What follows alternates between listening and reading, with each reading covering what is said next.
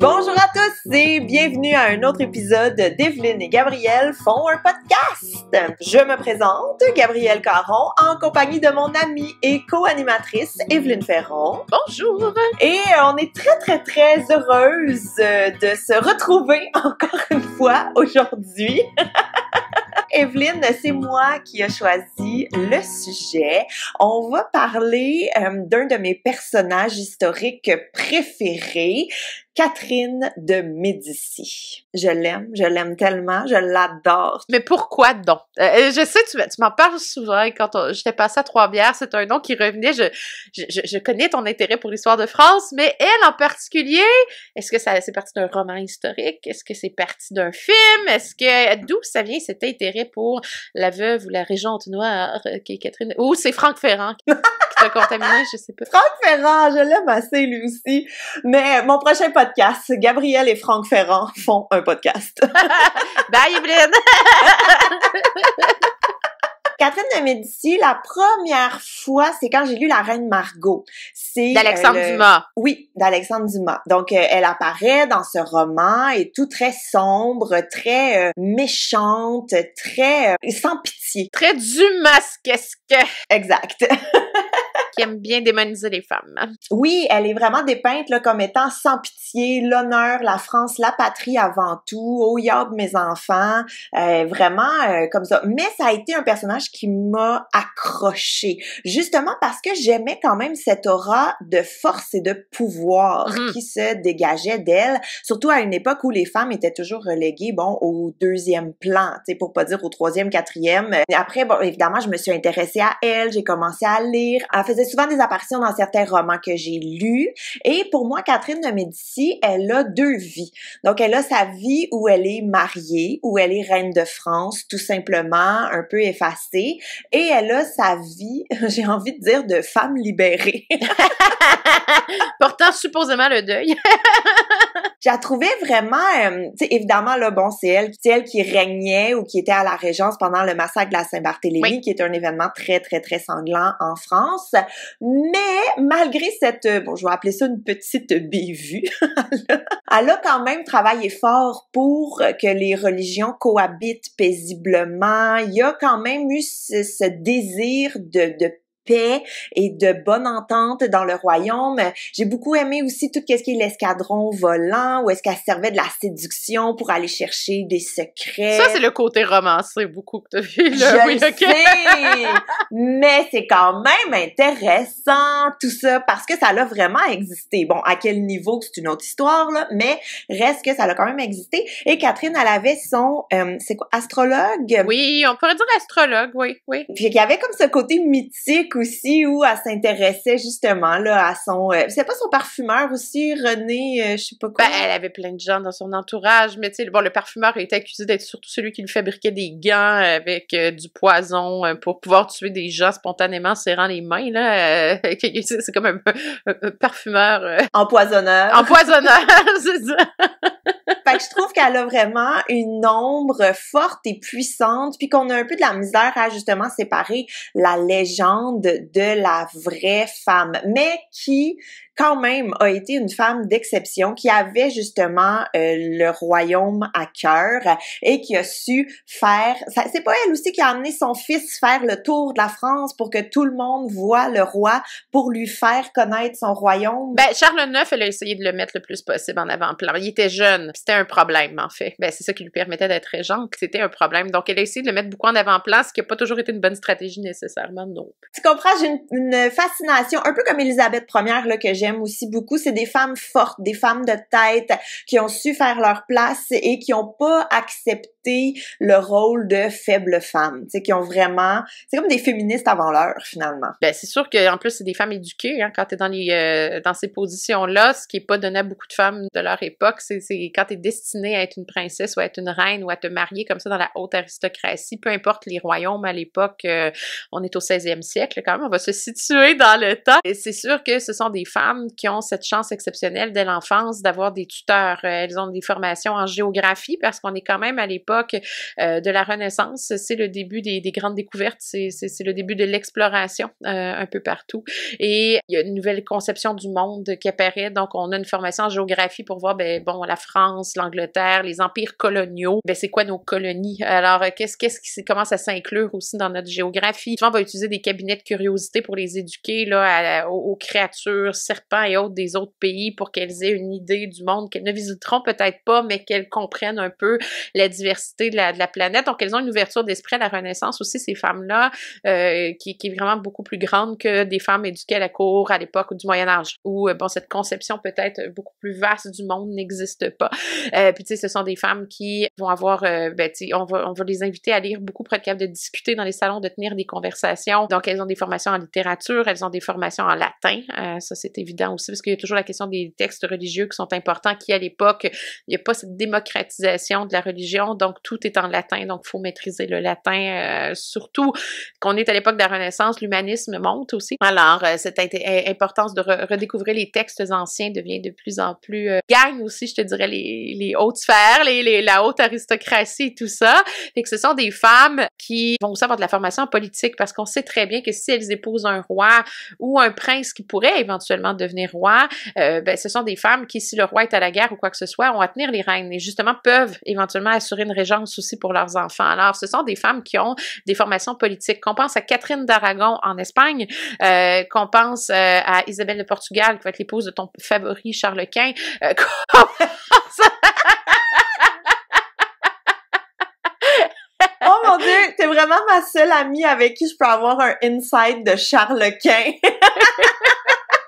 Ben là, maintenant, on partage ça avec tout le monde. Avec tout le monde.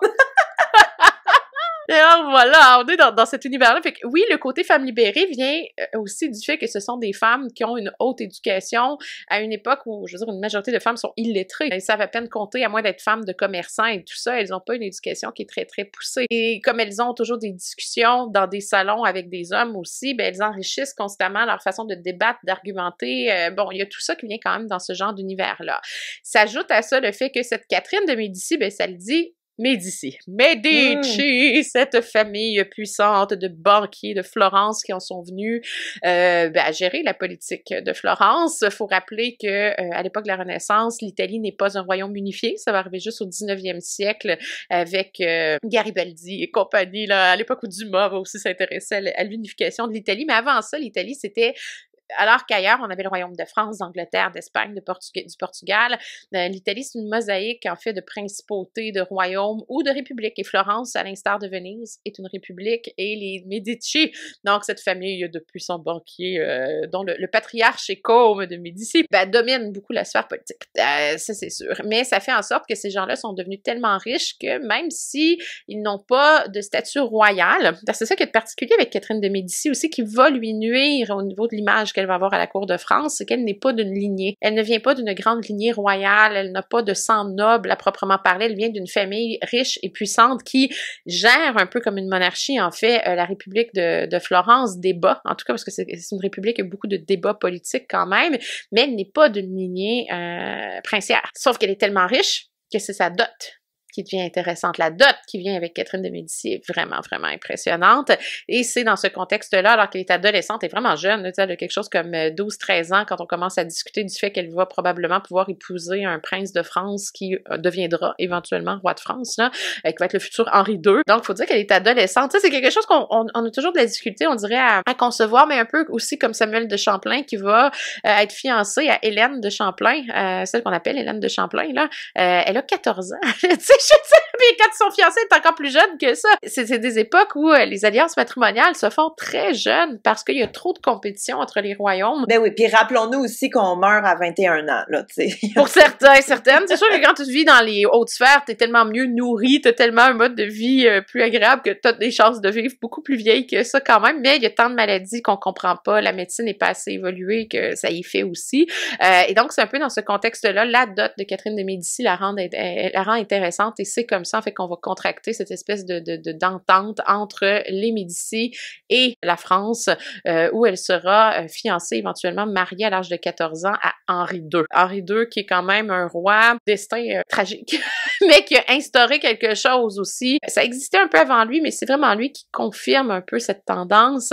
Faut dire qu'Henri II est celui qui va rendre la maîtresse royale acceptable. Ça, c'est une époque qui commence à se dessiner où, tu le dis, on meurt jeune. La descendance est un enjeu pour la survie des lignées dans tous les royaumes européens et les princes et rois, de toute façon, sont invités à être capables de satisfaire les dames. Donc, très jeunes, ils couchent avec des courtisanes et autres pour apprendre la sexualité. Mais Henri II est celui qui va dire, ben moi, celle-là, cette femme-là qui me donne des enfants, je l'aime, ben je lui construis un château, qui est le dernier grand château de style Renaissance, qui n'a pas trop été modifié d'ailleurs, qui est le château de Danay. Et ça va être Diane de Poitiers, qui va être celle qui va un peu instaurer cette espèce de position avant même que Louis XIV crée Versailles et offre des appartements à ses nombreuses maîtresses. Diane de Poitiers, qui va être la maîtresse d'Henri II, va un peu amener le statut de la maîtresse royale qui, parce qu'elle fournit des enfants, va être logée, va vivre presque aussi bien, en fait, qu'une reine. Donc, Catherine de Médicis arrive dans cet univers bien particulier où, pour un Dumas, pour des auteurs romantiques du 19e siècle, ben, il y a tout ce qu'il faut, là, de la jalousie, il y a de la haine envers cette femme qui va recevoir peut-être plus l'affection du mari que elle, puisque c'est un mariage arrangé. Ça, c'est quand tu disais, il y a comme deux vies, il y a le mariage et là, il y a le après. Pourtant, de ce qu'on en sait, il semble s'être très, très bien entendu. Elle est bien reçue au départ, elle s'entend bien avec Henri II. Mais attends, replaçons tout ça. Henri II et Catherine de Médicis sont fiancés alors qu'elle est, on va dire, préadolescente de nos jours, mais qu'elle a, 12-13 ans. À quel âge elle se marie et quand est-ce qu'elle arrive en France? Parce que à cette époque-là, quand tu te maries, ciao bye la famille, ciao bye mon pays, j'adopte tout ce que mon mari a. Donc, quand est-ce qu'elle arrive à la cour de France? Ben, elle a à peu près 14-15 ans. Elle arrive en 1533 de manière officielle parce que c'est là que le mariage est célébré. Il faut dire, juste pour vous placer, ce qu'on en a parlé dans un autre balado, que Henri II, c'est le fils de François Ier, notre prince de la Renaissance par excellence. Et effectivement, elle quitte l'Italie et elle arrive avec quand même, sa cour à elle, parce que quand tu fais ça, tu arrives avec des gens qui parlent ta langue, même si elle parlait français. Il faut comprendre qu'elle parle français, elle est pas, c'est pas l'étrangère totale non plus. Elle a 14-15 ans là, quand l'union est célébrée et ils vont, ils sont jeunes, mais à l'époque, 14-15 ans, si tu as tes règles en plus, t'es déjà prête. T'es déjà vieille. T'es déjà prête à assumer le rôle qui est de faire des enfants. C'est la lignée qui est hyper importante de ce côté-là. Donc, elle arrive à la cour de France. Faut dire qu'à l'époque, même s'il y a le château de Fontainebleau et tout ça, le Louvre reste le palais principal des rois de France aussi. Donc, elle va beaucoup habiter le Louvre. Faut vraiment l'imaginer en plein cœur de Paris, dans tout cet univers-là. Donc, oui, elle est une étrangère, mais elle parle bien français. Puis elle arrive avec des goûts aussi qui vont changer un peu la cour. Catherine de Médicis est celle vraiment qui arrive avec la fourchette. Parce qu'à l'époque, on est plus couteau planté dans la nourriture, puis une espèce de fourchette à deux dents très longue juste pour tenir la nourriture. Mais l'idée de venir manger les bouchées avec une fourchette à plusieurs dents, c'est très italien. Elle arrive avec ça, puis elle arrive avec la crème glacée. On se serait bien entendu, Catherine et moi. C'est le genre de goût qu'elle amène avec elle, fait que c'est pour vous aider à l'imaginer dans ce contexte-là. Et c'est sûr que l'objectif de ce mariage-là, c'est de faire des enfants, ce qui va arriver. Donc, c'est sûr qu'ils vont avoir François, ils vont avoir Charles IX, parce que là, à un moment donné, on va leur donner les titres. Il va avoir Marguerite, qu'on va surnommer Margot. Fait que, tu sais, ça donne... c'est quand même une union qui fonctionne bien. Donc, on commence en 1533. On peut dire que pendant une quinzaine d'années, à peu près, là, c'est sûr que j'ai pas toutes les dates fixes là, dans ma tête, ça va très bien. Bon, on va dire ça comme ça. Mais elle a quand même cette rivalité, même si elle donne des fils. C'est ça qui est intéressant dans son histoire, c'est que elle ne donne pas que des filles, elle donne naissance à des fils et elle a probablement eu aussi des fausses couches, on le suspecte. À l'époque, on chronique moins cet aspect-là, mais c'est très fréquent qu'entre les enfants, souvent, il y a soit des enfants morts-nés ou des fausses couches aussi. Et pourtant, Henri II, tombe sous le charme et tombe complètement amoureux, alors qu'ils sont mariés et tout ça, de Diane de Poitiers, qui devient la favorite, qui va faire de l'ombre à Catherine de Médicis, qui, on le sent, va être un peu jalouse, là, à la cour. Mais ce qui est fou aussi, je trouve, avec Henri II, c'est que comparativement peut-être à d'autres rois qui ont eu plusieurs favorites, qui ont eu plusieurs maîtresses, ou des fois, c'était un feu roulant, là, ça s'enchaînait. Henri IV qui suivra sera dans ce genre. Exact! Tandis que Henri II avec Diane de Poitiers, c'est vraiment une relation à long terme, là. Elle a jamais été détrônée, elle est toujours restée présente. En fait, s'il l'avait épousée, ça aurait été le mariage parfait, là, parce que il est resté avec elle jusqu'à la fin de sa vie. Puis c'est pas qu'il détestait Catherine, c'est ça qui est particulier, parce que c'est sûr, comme je disais, les Dumas et compagnie au 19e siècle vont utiliser ça beaucoup pour lui donner une légende noire, puis expliquer pourquoi elle va être aussi intransigeante, et tout ça, on va créer un personnage autour de Catherine de Médicis. Pourquoi elle est étrangère? C'est plus facile d'imputer ça à une Italienne qu'à une Française, où là, ça passerait moins bien. C'est très politique, en fait, comme façon de faire, même dans la littérature. Hein. Donc, elle porte ce poids-là à Catherine de Médicis plus tard. Mais c'est sûr c'est un beau déclencheur pour essayer d'expliquer, tu sais, je dirais son intransigeance à l'égard de certaines façons de faire.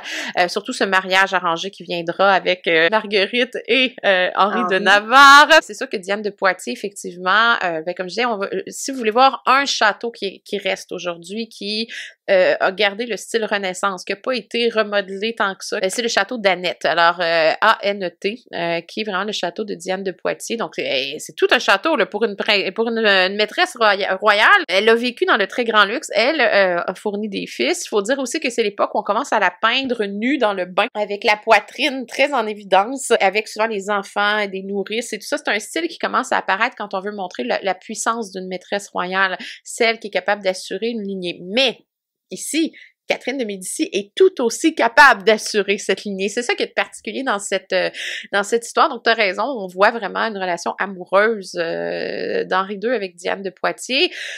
Henri II qui meurt tragiquement. C'est une mort très tragique, en fait, à l'époque, qui est soudaine, qui est pas prévue du tout. Les enfants sont très jeunes. Catherine de Médicis, même si elle comprend les rouages du pouvoir, elle continue de s'éduquer à la cour. Faut comprendre que ça, c'est quelque chose que ça fait partie de son intelligence, mais elle a toujours le matin des précepteurs, elle étudie la philosophie, elle étudie plein de choses, elle essaie de comprendre, en fait, le royaume dans lequel elle vit, mais ce monde en mouvement qui, mon Dieu, que tout bouge, en fait, quand on est dans les années 1540, 1550, c'est complètement fou, là. Tout ce qui se passe partout. Comment meurt Henri II? C'est dégoûtant et tragique. Et vous allez pouvoir, encore une fois, voir des images sur On vous invite à googler ça. Tapez armure d'Henri II et vous allez réaliser ce qui s'est passé. Donc, Henri II, c'est une époque où la joute est encore très, très importante. Donc, juste avant, là, les François Ier, Henri VIII, qui aussi a eu un accident de joute qui va avoir des conséquences. De plus en plus, on croit qu'il y a eu commotion cérébrale majeure, là. Ça reste un sport encore très pratiqué par l'élite des grandes cours européennes. Donc, la fameuse joute style médiéval, là, à cheval avec la longue lance, le long javelot. Le but, c'est, on se rencontre à l'inverse et le but, c'est de déstabiliser l'adversaire avec le fameux javelot, de le faire tomber de cheval. Dans les faits, c'est pas, on ne tue pas quelqu'un, mais il peut y arriver des accidents parce que ça court vite, hein, il galope à grande vitesse. Henri II a son armure pour se protéger, mais le destin frappe, la lance passe à travers l'œillère, donc parce qu'il faut qu'il voit, donc ça veut dire que l'armure, le casque au niveau des yeux, les yeux il y a une fente en fait pour pouvoir voir, et la lance arrive là et ça perfore complètement le globe oculaire d'Henri II qui reçoit une lance qui va y rentrer très profond dans la tête, et il va en décéder. Mais cette armure existe, vous pouvez voir l'armure avec le trou de la lance dans l'œil, et là tu fais comme vous pouvez taper armure d'Henri II et voir cette armure. Mais ce qui est de pire dans cet accident-là, mis à part que c'est un accident complètement stupide et une bad luck comme on peut même pas l'imaginer, là, parce que la fente pour les yeux est pas si grosse que ça non plus. Puis avec la vitesse du cheval, avec la lance, avec, tu sais, tout était aligné. Il y a eu aucune chance, là. C'est vraiment une chance sur 1 milliard et c'est arrivé. Mais moi, ce que je trouve terrible, c'est qu'il est pas mort sur le coup. Il a survécu quelques jours. Ça a comme pourri, en fait, là-dedans, puis tout ça, de ce qu'on en sait, là. Mais tu sais, les médecins de l'époque, qu'est-ce qu'ils décrivent, c'est pas toujours évident, là. Non, il meurt pas sur le coup, mais je veux dire, c'était assez clair qu'il allait pas survivre à l'ampleur de la blessure. Tu sais, ça suintait de partout. Bon, je vais vous épargner tous ces détails un peu dégoûtants. J'avais lu en plus quelque part que dans les heures et les jours là qui ont suivi, ils ont tué rapidement plusieurs condamnés à mort pour essayer de faire des tests, tu sais, avec un crâne, avec une tête. Je sais pas si c'est vrai ou si ça fait partie de la légende, là. Je crois qu'on entre plus dans la légende là-dedans. On est dans un monde où la médecine n'est pas avancée. passé, tu sais, je veux dire, aujourd'hui, on aurait pas, c'est sûr qu'on aurait pu le sauver, mais là, à l'époque, non. Puis les infections se mettent là-dedans, puis on comprend pas bien les infections, tu sais, il y a tout ça. Là, est-ce qu'ils ont vraiment fait ces tests-là? Permets-moi de douter, de garder un doute raisonnable. Tu peux douter tant que tu veux. Sur celle-là, c'est sûr que c'est pas ma spécialité première non plus, là, mais je ne crois pas, historiquement parlant, d'avoir vu vraiment cette information confirmée. Mais c'est sûr qu'en 1559, ça y est, Henri II meurt, et là, ben, les enfants sont trop jeunes. François, Charles, je veux dire, ne peuvent pas régner tout de suite. Alors, voilà, Catherine de Médicis devient régente. Alors, elle va assumer la gestion du royaume de France jusqu'à temps que ses enfants soient rendus à l'adolescence. Je veux dire, Louis XIV va vivre exactement la même chose. C'est pas, c'est normal, en fait, que quelque chose comme ça arrive. Depuis le Moyen-Âge, on a eu des femmes qui vont assumer des régences un peu partout, entre autres dans les pays scandinaves et tout ça, quand le fils est l'héritier légitime de la lignée, mais est trop jeune pour assumer des fonctions royales. C'est comme ça que Catherine de Médicis devient la régente et qu'un Dumas va en faire la régente noire ou la veuve noire, parce qu'elle est veuve, donc elle porte le noir. Il faut dire que, contrairement à Diane de Poitiers, c'est très subjectif tout ça. Mais Catherine de Médicis, on disait qu'elle c'était la grâce, hein, à la cour, elle était toujours bien habillée, elle avait des très bonnes manières, ça impressionnait énormément, alors qu'à la cour de France, on n'est pas encore à une époque où c'est si maniéré que ça, c'est pas Louis XIV encore. Elle amène un peu ce raffinement, mais elle n'est pas considérée comme une beauté. Et quand on regarde ses portraits, c'est sûr qu'elle a des traits qui sont peut-être un peu... sont très raides, sont très carrés. Alors que Diane de Poitiers, mais là, quand tu regardes les tableaux, tout ça, ben, c'est ça, elle a une beauté diaphane. Bon, encore aujourd'hui, on regarde les tableaux, on est comme, elle devait pas être lettre, là, tu sais, c'est un petit peu l'opinion qu'on doit avoir. Fait que là, s'ajoute Catherine de Médicis qui s'habille en noir, avec son air un peu austère, naturellement. C'est sûr, quand tu regardes ses tableaux avec ses habits noirs, elle est pas sexy, là, tu sais, je veux dire, tu regardes, t'es comme, oh. Elle ne respire pas la joie de vivre non plus. C'est ça, tu l'invites pas dans un party, là. C'est pas super, mettons, son affaire, mais elle devient régente et elle hérite d'un royaume qui est déchiré déjà. Donc, en 1559, il faut comprendre que qu'on soit à Carcassonne, Toulouse, Paris, dans différentes régions de la France, le royaume de France n'est pas le royaume qu'on va connaître sous Louis XIV parce qu'il y a une région, justement, un royaume séparé qui est le royaume de Navarre. C'est où, la Navarre? Je sais jamais c'est où. C'est comme un peu dans le nord. Là, là c'est sûr qu'on n'a pas de carte géographique. Je dis ça de manière très grossière, là. Mais cherchez-le pas dans le sud. C'est ça, je veux dire. Mais elle hérite d'un royaume à une époque où il y a déjà beaucoup de violences religieuses, pas juste en France. Pensez à Élisabeth Ier d'Angleterre, on est exactement dans les mêmes difficultés. L'Espagne, ben, c'est juste mené d'une main de fer plus sévère, donc c'est plus difficile. Mais on est à l'époque où Martin Luther et Jean Calvin ont gagné de plus en plus d'importance. Et donc le luthérianisme, le calvinisme, et ce qui devient en fait le protestantisme, qu'on va appeler, les protestants vont être appelés des huguenots. Pourquoi, hein? Ben, c'est une façon de les distinguer de toutes les autres foi ou des autres façons de pratiquer. C'est une façon aussi de c'est comme une manière péjorative de dire tu n'es même pas français, tu es huguenot.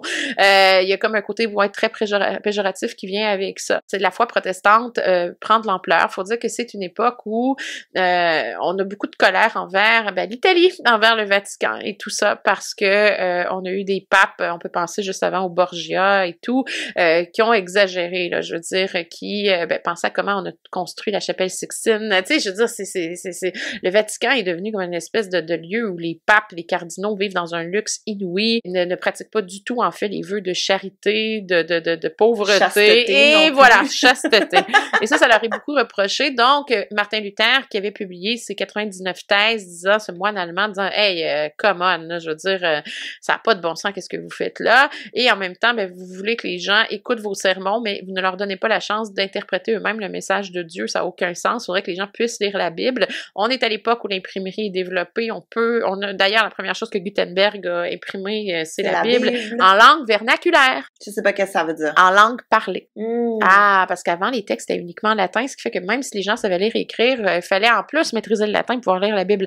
Et ça fait partie vraiment de tout ce que Martin Luther reproche à l'élite religieuse, qui l'amène à être excommunié et tout ça, mais il y a beaucoup de gens qui font comme « Mais t'as raison, mon homme. On est rendu avec une église qui qui est séparé du peuple. Et alors que quand on lit la Bible et qu'on commence à la lire, ben le message de Jésus et tout ça, ben tu sais, l'Église, c'est quoi? C'est le rassemblement. Ça vient d'ecclésia en grec ancien d'ailleurs, qui était le nom pour l'assemblée à Athènes dans la démocratie. C'est ça les origines de ces mots-là. Et les gens commencent à réaliser que les prêtres ont des maîtresses, les prêtres font des sermons mais se soucient pas de la population, alors que là, on va avoir des pasteurs qui vont avoir le droit d'être mariés. Donc la question du célibat s'enlève. Donc de plus en plus de gens qui vont choisir la vie religieuse par conviction, donc aussi dans ces univers-là, et qui vont accompagner les gens au-delà des sermons à lire et interpréter des passages de la Bible par eux-mêmes. Donc il y a un côté éducatif qui arrive avec le protestantisme où une masse populaire va pouvoir apprendre à lire et à écrire avec les textes religieux. C'est énorme, tu sais, ce contexte-là autour de Catherine de Médicis, il est énorme parce qu'elle arrive à la Régence en 1559 dans ce contexte où malheureusement les catholiques et les protestants veulent pouvoir avoir leur temple, entre guillemets, ils veulent pas, comparant encore aujourd'hui des églises anglicanes protestantes aux églises catholiques, il y a une énorme différence du point de vue de la parole. Les églises, il y a de l'or partout, c'est énorme, et je veux dire, la cathédrale protestante du Vieux-Québec, là, Holy Trinity Church, là, vous êtes derrière le Clarendon, juste en haut de l'escalier, pas très loin du château Frontenac, c'est très sobre, et d'ailleurs, tu sais que c'est un endroit où la reine Élisabeth II a dit avoir vu un fantôme, mais... On y reviendra. On y reviendra. C'est supposé être le lieu le plus hanté de la ville de Québec. Mais... C'est vrai? Oui. Moi, je pensais que c'était le Château Frontenac, l'endroit le plus hanté. Non, c'est Holy Trinity. Comment ça? Oh là, pourquoi t'as ouvert cette porte-là, là? Parce que c'est un balado de toi et moi, et que pour une fois, on peut se permettre ce genre de petite digression pour que les gens aient l'impression de jaser avec nous en prenant leur thé. Mais pourquoi c'est l'endroit le plus hanté? Ben, c'est là qu'il y a eu le plus de rapports sur la longue durée de vision. Le fait que la reine Élisabeth II ait toujours juré qu'elle avait vu une femme en blanc à l'orgue au 2e étage, ça a beaucoup contribué, je te dirais, à la légende. Les tours fantômes dans le Vieux-Québec, ils finissent toujours là. C'est le dernier endroit où ils t'amènent.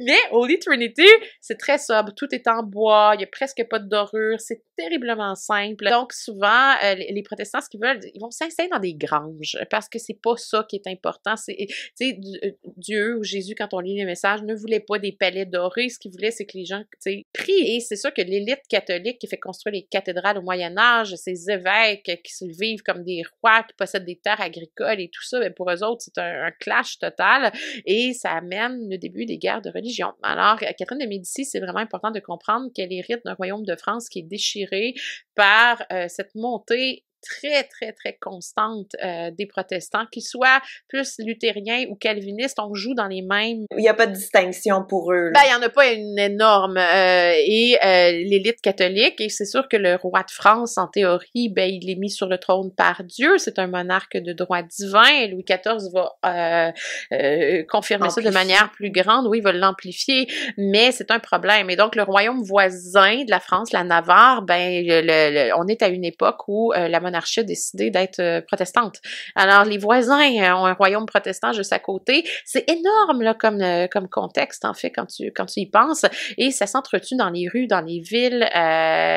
Quand des protestants veulent tenir une cérémonie religieuse, les catholiques les attaquent. Mais là, parce qu'on a attaqué des protestants, les protestants, des fois, se vengent. C'est une époque qui est terriblement violente pour la France. Et tu sais que, c'est une petite digression, mais qui est logique ici, mais c'est huguenots, comme on les appelle, ben c'est pour ça qu'ils ont choisi de venir en Nouvelle-France. Après le règne de Catherine de Médicis, quand on va voir le règne d'Henri IV, qui est celui qui envoie Pierre Dugas-Dumont et Samuel de Champlain, ce sont deux protestants. Champlain, on a son acte de baptême maintenant et on sait qu'il est né il a été baptisé protestant à l'origine. Et sa femme, Hélène, a été obligée de se convertir au catholicisme aussi pour pouvoir venir en Nouvelle-France. Et ça, là, Pierre Dugas-Dumont, pourquoi il n'était pas mentionné beaucoup dans les livres d'école, puis tout le monde dit, ben c'est Champlain qui a fondé la Nouvelle-France, puis qu'Henri IV a envoyé, wow, c'était le géographe, le maître, celui qui était le chef d'expédition, qui était supposé garder, en fait, les territoires puis bénéficier du commerce, c'était Pierre Dugas-Dumont. Mais pourquoi on ne le nommait pas? C'est parce que c'était un protestant puis on voulait pas mettre la lumière sur cet homme-là. Champlain s'étant converti pour gérer la Nouvelle-France, c'était plus favorable et on n'avait pas encore ce fameux baptistère qui confirmait qu'il était protestant. On a joué là-dessus, là, même ici. L'Église catholique qui enseignait l'histoire ne voulait pas trop mettre l'emphase sur le fait qu'une partie des premiers colons étaient en fait des protestants qui ont fui justement ces horreurs de la France. Hey, je savais pas tout ça. Ben, non, à l'école, on te l'a pas appris, puis là, il est temps qu'on vous l'apprenne. Alors, parce qu'il y a rien de mal à ça. Mais c'est sûr que notre histoire étant liée aussi au catholicisme, on a caché beaucoup cet aspect-là. Pourtant, Henri IV, roi protestant, qui est quand même celui qui a fondé la Nouvelle-France, il y a une autoroute à Québec, c'est tout. C'est tout ce qu'on lui a donné, hein. On l'a pas mis en avant-plan non plus pour cette raison-là, parce qu'il va osciller, lui, après, entre le catholicisme... Mais c'est ça, j'allais dire. Henri IV, il a été assez lousse, là. Protestant catholique. Lui, dans le fond, pour garder sa couronne, je vais aller du bord qu'il faut. Gérer la France, je vais la gérer comme je peux. Je vais jouer sur tous les fronts, mais ça a fait en sorte qu'on lui a pas donné beaucoup de place dans notre toponymie et dans l'histoire des... Fait que demande à plein de gens qui était le roi de France quand Champlain est arrivé ici. Moi, en classe, il n'y a aucun étudiant qui est capable de me nommer Henri IV. Faut que je dise qu'il y a un nom d'autoroute pour que ça finisse par agir. Puis là, ils disent René Lévesque. Excusez, je viens de gorger de thé, j'ai fait me cracher. Ça aurait pu être un bon son dans le micro. Choup! Non, ils disent pas René Lévesque, mais disons que c'est long avant qu'ils vont me nommer Duplessis avant. L'autoroute Duplessis, pas loin. Oh mon Dieu, Jean Lesage!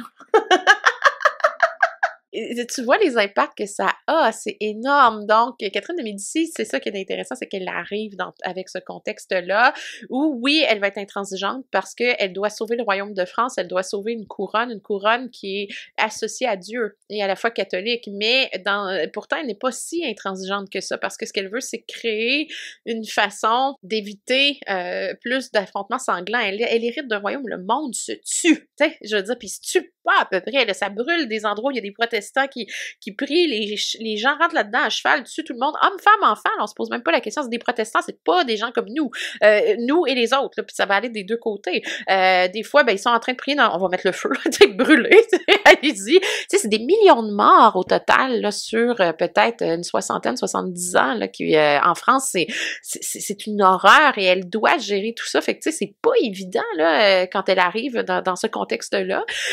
Puis, en plus, elle est pas chanceuse, elle est régente, mais son fils aîné, François, ben, il meurt l'année d'après.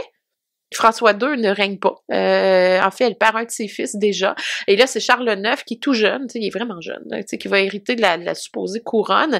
Et là, ben, c'est l'époque où il est tellement petit. Tu sais, quand tu regardes la photo avec les enfants aussi, puis tout ça de Catherine de Médicis, c'est un peu comique aussi. Elle a l'air, tu sais, d'une espèce de... Vous irez voir, en fait, Catherine de Médicis avec Charles IX et tout ça, tu sais, avec l'habillement, avec les collants, puis tout ça. Puis elle est là en noir, tu sais, super austère, avec ses enfants qui, eux autres, sont tous habillés, tu sais, en espèce de doré avec les petits collants pis le petit chapeau avec la plume sur le côté, là. Mais en plus, Charles IX, il me semble qu'il était pas tout là. Il y a eu... Non, ça va pas super bien, c'est ça. Mais c'est l'époque, par contre, où c'est un jeune roi, fait que même si sa tête est pas super, c'est Catherine qui est les reines du pouvoir. Et elle a une fille, par contre. Elle a une fille qui est la reine Margot. Et là, elle s'est dit, mais comment pouvons-nous mettre un terme à ces violences qui sont en train de déchirer le royaume. Il y a tellement de protestants maintenant en France que si j'interdis la foi protestante complètement, je m'en sors pas. En même temps, si je dis liberté complète de religion, les catholiques, ils vont dire que c'est la reine, c'est la régente qui dit ça, ça ne passe pas non plus. Et tu sais, quand tu parlais de tes escadrons volants et tout ça, c'est que Catherine de Médicis doit comprendre ce qui se passe. Et elle a effectivement des gens, des espions qui essaient de comprendre ce qui se passe chez les protestants, parce que la Navarre les protège et les finance et ne veut protéger cette foi-là. Et c'est comme ça que Catherine de Médicis regarde la reine de Navarre et dit « Toi, t'as un fils. » À l'époque, il s'appelle Henri III. Il va finir par s'appeler Henri IV quand il va devenir le roi de France. Mais dans les lignées, si les enfants de Catherine de Médicis meurent et qu'ils n'ont pas d'enfants eux-mêmes, la lignée d'Henri II s'arrête et c'est la Navarre qui récupère le royaume de France. C'est un gros enjeu. Elle le sait et elle le voit venir, là. Et c'est un peu tous ces facteurs-là qui font qu'elle s'est dit « OK, la seule façon de régler ça, ben, ça va être de contracter une union, un mariage entre ma fille Marguerite, qu'on va surnommer la reine Margot, et le futur roi de Navarre, qui à l'époque va porter le nom d'Henri III, et on va les marier, et on va avoir donc une princesse de France catholique qui va épouser le roi de Navarre, qui va être protestant. Ça va être une façon pour elle de montrer, écoutez, arrêtez tout ça, les deux religions peuvent coexister. Exactement. Tu sais, on lui a fait porter des chapeaux très lourds. Comme je te dis, on disait que son parfumeur utilisait là, des espèces de venin de crapaud pour enduire ses gants, puis que quand elle serrait la main de quelqu'un, justement, qui voulait nuire à ses efforts, ben, il mourait, parce que c'est sûr que ça ne plaît pas à une partie de la noblesse, des nobles qui voient des jeunes enfants être roi de France pendant qu'elle est régente, alors qu'eux sont des adultes, ils sont pas très loin dans la lignée, ils pourraient prendre le trône aussi, il y a ça derrière, tu sais, il y a vraiment une grosse joute politique, là. C'est un peu tout ça qui fait que Catherine de Médicis doit faire quelque chose. En mariant déjà Margot aussi au futur, au roi de Navarre, elle consolide un peu la lignée parce que, comme je disais, si ses enfants ne survivent pas à l'âge adulte et n'ont pas d'enfants, c'est Henri III qui va devenir roi de France. Donc, au moins Margot est l'épouse. Ça légitimise un peu. Oui, fait que tu sais, c'est très lourd. C'est tellement lourd que ça fait que dans les livres d'histoire ou même dans quand on veut présenter cet épisode-là, on fait ça très simple. Et on oublie à quel point c'est une période qui est d'une lourdeur. Tu sais, elle hérite de quelque chose qui est à peu près impossible à gérer. Il faut lui donner ça. C'est le mariage qui semble la meilleure solution. Au mois d'août 1572, 24 août 1572, ben là a lieu ce mariage-là. C'est un peu particulier parce que, là, oubliez le film avec la reine Margot, là, cette scène. Ah, c'est ça, j'allais parler d'Isabelle Adjani qui fait... qui joue Margot. Non, j'ai pas aimé. J'ai aimé le roman de Dumas, mais j'ai détesté le film. Mais là, au mariage, elle veut rien dire, puis là, c'est un de ses frères qui la pousse, puis là, elle fait « Ah! » Puis là, c'est pris comme un oui, puis en tout cas, cette scène-là, j'avais vraiment aimé ça. Ouais, mais tu sais, bon, encore là, ça dénature même un peu le roman de Dumas, et Dumas a romancé à l'extrême, c'était tout ça pour démoniser Catherine de Médicis qui devient sa sorcière, tu sais, qui devient son monstre préféré. Ça se passe pas comme ça. En même temps, bon, quand t'es princesse de France, t'as pas le choix, là. T'as pas le choix, tu le sais que tu vas être mariée d'une façon ou d'une autre à quelqu'un que tu n'aimeras pas au départ, là. Et ce qui est de particulier, c'est que le mariage a lieu, elle doit rentrer, elle va pouvoir célébrer à l'intérieur, mais parce que Henri est protestant, il va rester à l'extérieur, tu sais, c'est très particulier. Donc, il se marie sur le parvis pour elle va aller faire les cérémonies à l'intérieur, puis Henri va rester à l'extérieur. Mais là, qu'est-ce que ça fait? Ça fait qu'il y a un grand contingent de haute noblesse des protestants qui vont loger à Paris, et c'est comme ça que les ennemis de Catherine de Médicis, entre autres le duc de Guise, qui est tout un personnage. Mais les Guises sont très forts aussi. Ils le sont depuis longtemps. Mais lui, il avait été un peu mis à l'écart, je te dirais, par Catherine de Médicis, justement parce qu'elle savait qu'il était dangereux, tu sais, dans ses réseaux d'espionnage. Et son Nostradamus, astrologue dont on parlera si tu veux après, semble avoir contribué un peu à ce qu'elle l'ait tenue le plus loin possible de la cour à l'époque de Charles IX, là, entre autres. Le duc de Guise, qui effectivement fait partie d'une des plus grandes familles de la noblesse française. Catholique, oui, endurci. Qui a des protestants sur ses terres. Il possède beaucoup de terres en France. Des fois, il y a des protestants à certains endroits. Il est responsable de certains massacres, même si il ne les reconnaît pas officiellement. On se doute qu'il y a des ordres qui ont été donnés pour éliminer des protestants sur ses domaines. Et donc, lui, il voit une opportunité, là. Coligny, l'amiral, les hautes têtes du protestantisme derrière Henri de Navarre sont là, sont tous à Paris pour les noces, pour le mariage. Mariage qui dérange les catholiques parce que Catherine de Médicis n'a pas obtenu, elle n'a pas obtenu en fait de mandat du pape pour faire ce mariage-là. Ça dérange en fait les catholiques. Les protestants qui ne reconnaissent pas le pape s'en contrefichent, mais ça dérange un peu plus les catholiques qui se disent ben ça aurait dû être validé par la papauté, cette chose-là. Et on se doute bien que c'est pas Charles IX qui est responsable de ça, c'est Catherine de Médicis. Et donc on est le 24 août 1572 et on profite en fait de la nuit de noces pour que les catholiques vont en fait essayer d'assassiner l'amiral Coligny et ça va devenir un massacre. On parle dans les rues de Paris d'à peu près 10 000 personnes qui vont mourir, là, tu sais, je veux dire, c'est énorme. On va démembrer les corps des protestants, on va humilier les corps dans les rues, là, tu sais, pour montrer que ils sont dégueux, là, tu sais, on y va fort, en fait. Et là, ben, c'est sûr que ce mariage-là va battre de l'aile assez rapidement, au point, à un moment donné, il va y avoir comme dissolution de l'union, parce que, bon, Margot et Henri, après tout ça, ben, je veux dire, les dissensions politiques sont tellement énormes que c'est pas un mariage qui va fonctionner, ils s'entendent un peu, là, mais ça s'arrête à peu près, là. Fait que c'est très particulier. Et on va profiter de l'autre fils de Catherine de Médicis, qui est le Henri, duc d'Anjou, qui est le plus jeune, pour essayer de lui faire porter la cause catholique, puisqu'il sera le dernier héritier de la couronne, dans les faits, après Charles IX, mais il est tout jeune, il comprend pas ce qui se passe, tu sais, à l'époque, là, c'est pas évident. Donc, c'est une catastrophe, le massacre de Saint-Barthélemy, parce que quand les gens entendent parler de ça, ben, partout en France, catholiques et protestants vont commencer à s'affronter dans des guerres qui vont être terriblement sanglantes. Pauvre Catherine de Médicis, ses enfants n'ont pas d'enfants, et donc quand le duc d'Anjou va mourir, la couronne s'en va à Henri de Navarre, qui devient Henri IV. Il va jouer justement souvent, oui, je me convertis au catholicisme pour être accepté comme roi de France, mais en même temps, je suis quand même protestant. Et là, à un moment donné, il y en a vraiment assez, là. Et il va signer un document qui est à la BNF, que vous pouvez voir d'ailleurs, qui est super important, qui sera révoqué par Louis XIV, qui est l'édit de Nantes. L'édit de Nantes qui, un peu à l'instar de l'édit de Milan, signé par Constantin à l'époque romaine, qui donnait la liberté de culte et donc reconnaissait l'existence du christianisme dans l'Empire romain. C'est un peu le même principe. L'édit de Nantes reconnaît la liberté de religion en France. Alors, vous pouvez être catholique, vous pouvez être protestant, vous avez le droit de coexister. Ça a été long à aboutir à ce document-là. Et c'est pour ça que Catherine de Médicis, après le massacre de la Saint-Barthélemy, elle porte l'horreur de tout ça. T'sais, elle va vraiment être vue comme étant le monstre qui a créé ce mariage non validé par le pape. On pense que c'est elle, en fait, qui a demandé au duc de Guise de mobiliser les forces pour tuer les gens, pas du tout. D'ailleurs, ça, c'est pour elle, qui est quand même pieuse. Elle va porter ça comme une tragédie, un échec total, là, le massacre de la Saint-Barthélemy. Fait que, tu sais, c'est tout un univers. Et, voilà, Catherine de Médicis, dans son personnage, au-delà de ce côté très tragique, c'est sûr qu'il y a la légende noire qui vient avec ça. La Saint-Barthélemy a contribué à ce qu'au fil du temps, au fil des siècles, Catherine de Médicis devienne le monstre. Comme je te disais, c'est facile d'accuser une étrangère. Ça aurait été plus dur de faire porter ça à une Française. Elle est italienne. Ça revient dans toutes les thématiques, dans tous nos thèmes.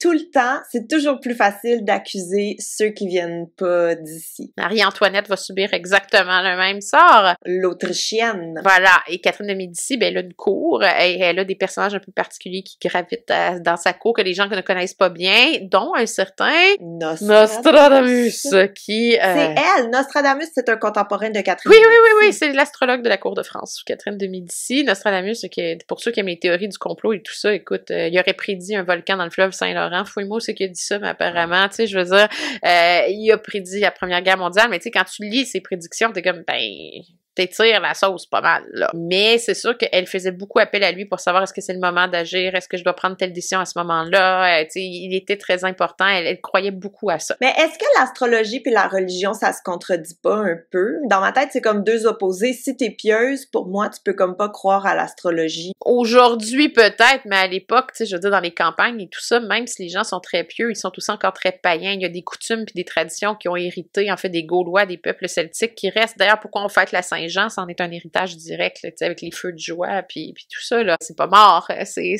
façons de faire là. Et Nostradamus semble avoir visé juste à quelques moments, ce qui fait qu'elle va être vraiment accrochée. Faut dire qu'en Angleterre, on a le même genre de personnage, il s'appelle John Dee, qui est aussi un peu une espèce d'astrologue alchimiste bizarre, tu sais, qui est bien aimé à la cour d'Angleterre. Ce sont des hommes qui ont beaucoup d'influence parce qu'ils font des prédictions et des fois, comme ils sont justes, ça leur donne beaucoup de pouvoir et ils ont beaucoup d'influence sur les monarques des cours européennes. C'est très commun au 16e siècle, en fait, d'avoir un astrologue à la cour là, qui regarde un peu le positionnement des planètes pour dire si c'est un bon moment ou pas un bon moment pour agir ou pour faire ci et tout ça, mais souvent, ils vont pousser beaucoup plus loin que l'astrologie. C'est comme des devins, un peu comme dans Astérix. Oui!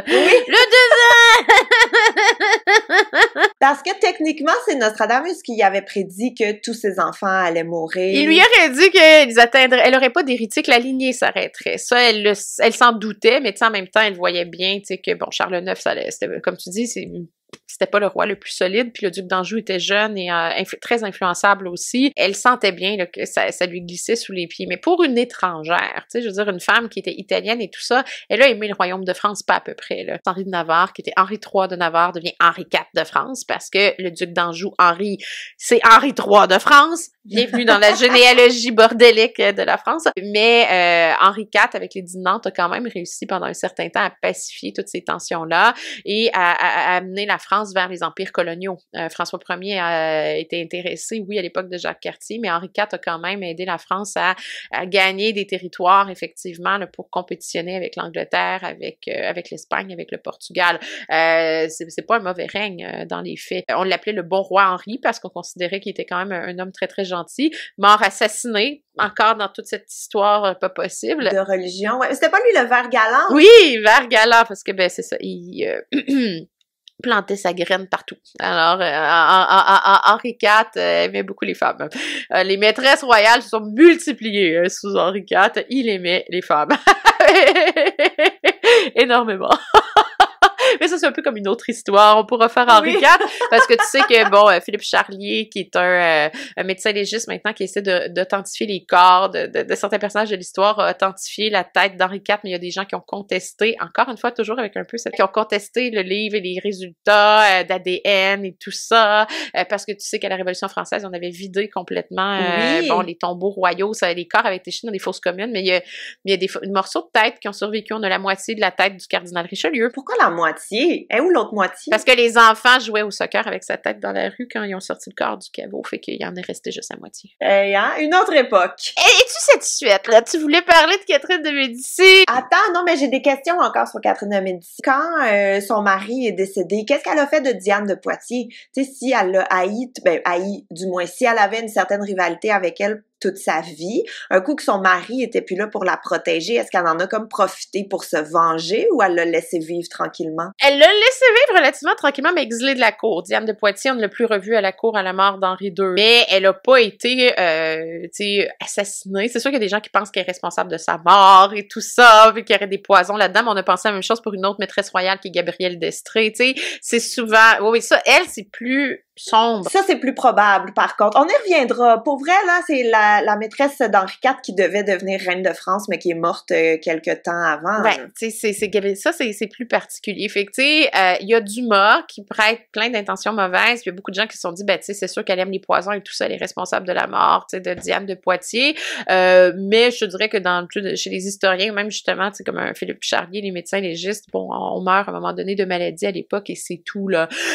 Puis je veux dire, ses enfants pas été assassinés, exécutés ou quoi que ce soit. Tu sais, elle a pas eu cet élan-là, là, Catherine de Médicis, parce que de toute façon, une fois que le roi est mort, ben la maîtresse, elle n'a plus de valeur. Elle reste régente et elle reste reine de France. Tu sais, c'est pas si pire. Mais tu sais que d'ailleurs, elle aussi, son caveau, le château d'Annet a été vidé à l'époque de la Révolution française. Son caveau avait été vidé, puis Philippe Charlier a été capable, par justement sa descendance, d'identifier ses ossements très probables. Donc, les ossements ont été remis dans le caveau récemment, là, dans la dernière décennie peut-être, là, où il devait être là, dans le château d'Annet, où elle a résidé jusqu'à la fin. Fait qu'elle a gardé son château, hein, soit dit en passant. Catherine de Médicis ne lui a pas enlevé son château. C'est là qu'elle avait été inhumée à l'origine.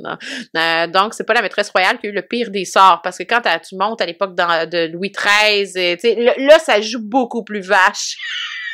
Quand on va aller plus loin dans le temps. Elle a été quand même assez smooth, en fait. Puis comment est morte, Catherine de Médicis? Écoute, m'en rappelle plus.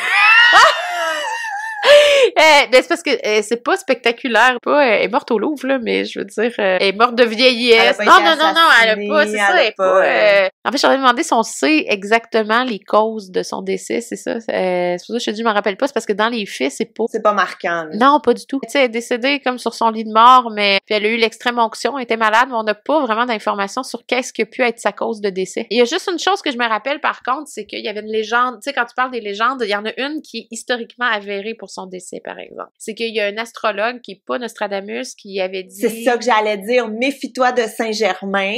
Et elle a pensé au château de Saint-Germain, mais le prêtre, je crois, qui a donné les dernières bénédictions, s'appelait l'extrême onction. Saint-Germain. Puis elle va dire son nom. Ça, c'est, dans toutes les légendes, la chose qu'on peut historiquement avérer. Elle a vraiment dit le nom du prêtre Saint-Germain comme c'était prise par surprise. Oh mon Dieu, je meurs et finalement, j'ai pas compris la prédiction parce qu'elle évitait tous les lieux qui portaient le nom Saint-Germain. Ça, on le sait qu'à vers la fin de sa vie, parce que justement, toutes ces... Bon, il y en a qui vont dire c'est machinations, mais tout ce qu'elle a essayé de faire pour sauver la couronne de France, les mariages et tout ça, même là, elle est rendue à essayer de marier des nièces. T'sais, elle a joué un petit peu sur tout ça, sur les alliances politiques. Ça fonctionne pas, là, je veux dire. Puis c'est Henri IV qui va avoir la couronne that's all, pardonnez l'expression, mais c'est ça. Fait que elle a pas une fin de vie qui est glorieuse, comme beaucoup de régentes, en fait, de l'histoire de France, les fins de vie ont pas toujours été glorieuses. Et voilà, elle s'était fait prédire peut-être 10 ans auparavant, là, qu'il fallait qu'elle se méfie de Saint-Germain, puis tout ce qui peut porter le nom de Saint-Germain. Elle fuyait ça. Mais c'est ça. Les causes de sa mort, on ne le sait pas, concrètement. Est-ce que c'est Nostradamus qui avait prédit ça ou c'est un autre astrologue? Non, c'est un autre astrologue. Il y en avait beaucoup, comme je te disais à l'époque, qui se disaient astrologues ou devins. Là, ils étaient nombreux. Il me semble qu'il s'appelait Pierre. Alors, on ne connaît pas les causes du décès de Catherine de Médicis. Elle avait presque 70 ans. Elle a quand même eu la chance de vivre très bien. Oui, elle a dominé la scène pendant quand même un bon bout de temps. Dans toutes les espèces de prédictions ou légendes noires, France, il y a une chose au moins qui est avérée parce que, bon, ça a été noté quand elle meurt au château de Blois, si ma mémoire est bonne, c'est que justement, elle va dire le nom du prêtre pour l'extrême onction en disant « Oh mon Dieu, c'est lui, Saint-Germain », en voulant dire... J'y passe maintenant. C'est ça, j'ai fui tous les lieux, mais c'est comme... Oh! Mais tu sais, c'est sûr que ça sert bien l'histoire d'une femme qui a été peut-être souvent trop influencée par les astrologues lorsque venait le temps de faire confiance ou pas faire confiance à des gens ou de prendre des décisions politiques, mais pour lesquelles il y a peu d'archives, fait que c'est facile à lui créer, en fait, c'est ce côté très roman historique.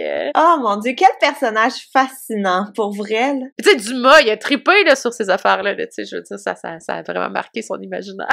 Ben d'ailleurs, allez lire La Reine Margot si ce n'est pas déjà fait, c'est vraiment excellent. Le roman est largement mieux que le film. Hey, avec le marquis de Coconas.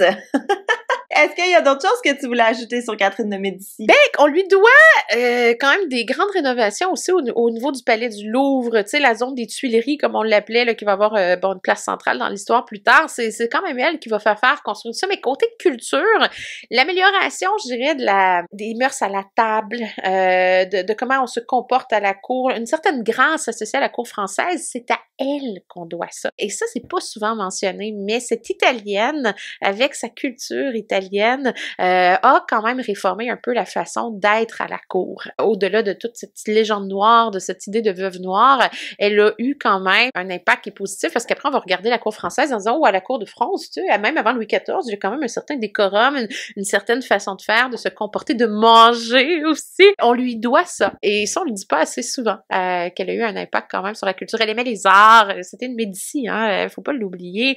Donc, elle a été une mécène aussi de plusieurs artistes. Les palais étaient beaux à l'époque de Catherine de Médicis, on aimait l'esthétisme, la beauté, mais c'est quelque chose qui est complètement avalé par la légende de la veuve noire avec ses gants empoisonnés de bave de crapaud. Tu sais, je veux dire, qui a pris beaucoup de place dans l'imaginaire collectif, parce que quand on regarde ses portraits, comme je te disais, là, vous irez voir un portrait de Catherine de Médicis avec ses enfants, surtout avec Charles IX, qui ont toutes l'air, tu sais, avec le chapeau à plumes, puis elle, grosse robe noire avec la collerette blanche, puis elle a l'air d'une espèce d'une marâtre, là, tu sais, puis elle a l'air tellement sombre et tout ça, ça aide, je dirais, à en créer un personnage démonisé. Mais encore une fois, tu sais, quand on parlait des sorcières, elle subit un peu ce sort-là, elle aussi. C'est facile de dire vu qu'elle aimait les astrologues et tout ça, ben qu'elle jouait dans l'occulte, qu'elle jouait dans le sombre, qu'elle était pas si pieuse que ça, c'est pour ça qu'elle a pas assez bien protégé la religion catholique en France. Tu sais, c'est super facile de lui faire porter je sais pas combien de chapeaux. Ouais. Elle est beaucoup moins sanguignolante que ce que la légende veut bien. Est-ce que Dumas et le 19e siècle vont faire d'elle? Parce qu'elle va devenir très populaire au 19e siècle. On va triper sur cette époque-là de l'histoire de France, puis on va la réutiliser dans les pièces de théâtre, dans les tragédies, tout ça. Elle est un personnage de tragédie, tu sais, je veux dire, elle est parfaite.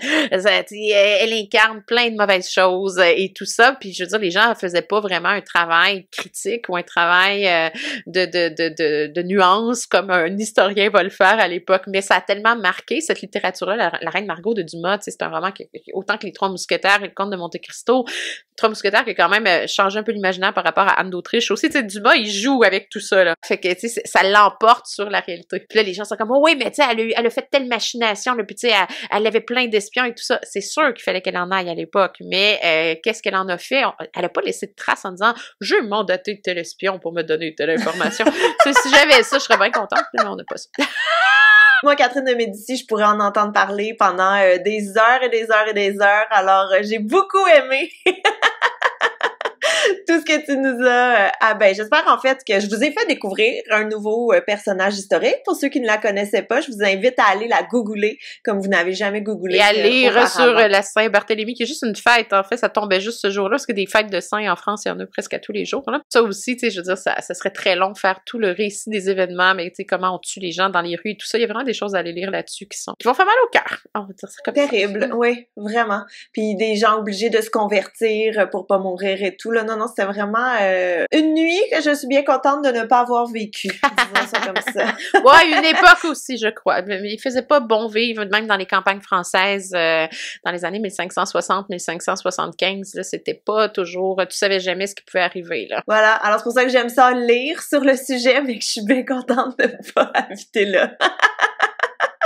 Evelyne, merci énormément de nous avoir partagé ton savoir, encore une fois. Ça m'a fait plaisir. Merci à vous de nous avoir écoutés. D'ailleurs, on en profite pour vous dire que si vous nous aimez, allez donc nous laisser un petit 5 étoiles sur Apple. Ça nous ferait bien plaisir. Même laisser des gentils commentaires, on aime ça, c'est très drôle. L'humour, on aime bien. Oui, on vous lit tous et on a beaucoup de plaisir à vous lire.